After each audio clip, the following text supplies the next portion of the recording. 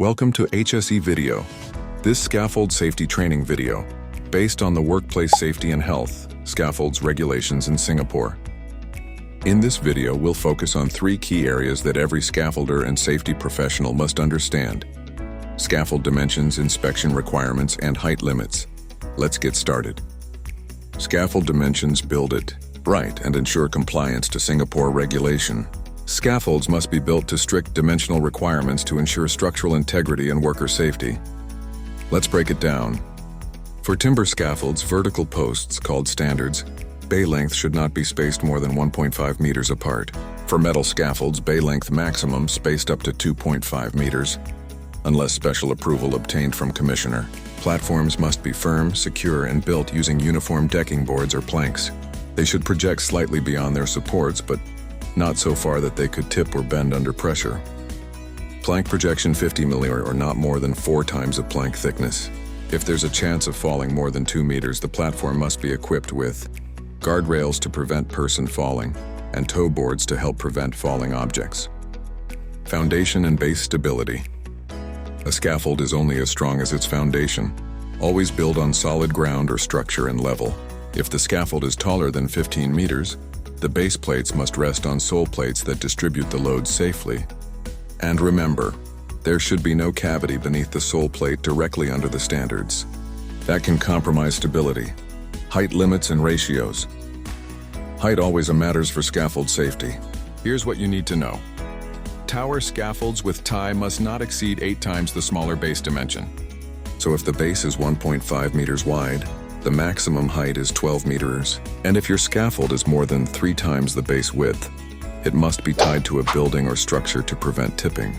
Timber scaffolds have a strict height limit of 15 meters. No exceptions. Metal scaffold could be any height. However, if PE design drawing require of scaffold height more than 30 meter for construction industry, and PE design require for marine scaffold of height more than 15 meter height. Scaffold inspections.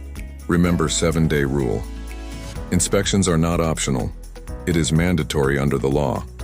A scaffold supervisor must inspect the scaffold. When construction or erection is complete at least every 7 days after the last inspection, and re-inspect after storms, strong winds, or any incident that might affect stability. All inspections must be recorded in a register, including any defects found and corrective actions taken. When to call in the pros. Some scaffolds need extra attention. If your scaffold is built on cantilever or jib supports, non-standard in shape, or reaches certain complex heights, it must be designed and certified by a professional engineer. In those cases, the scaffold must also be inspected by the PE every 3 months. Who can build scaffolds? Not just anyone can erect scaffolds. If your scaffold is more than 4 meters tall, or of certain types, you need an approved scaffold contractor to handle construction, installation, or even dismantling or for modifications. The exceptions: small tower scaffolds, trestle scaffolds, or any scaffold under 4 meters excluding guardrails. Always check if your contractor is MOM approved. Quick summary. Let's wrap up with a quick recap. Standard spacing: timber 1.5 m, metal 2.5 meter. Height limits: timber 15 meter, tower scaffold 8x base width. Inspection: after erection, then every 7 days, or after bad weather, guardrails plus toe boards required if fall risk. 2 modern professional design needed for complex or cantilever scaffolds. Approved contractor required for scaffolds for modern or certain types.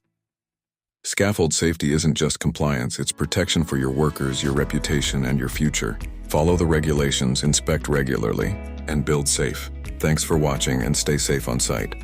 Safety first.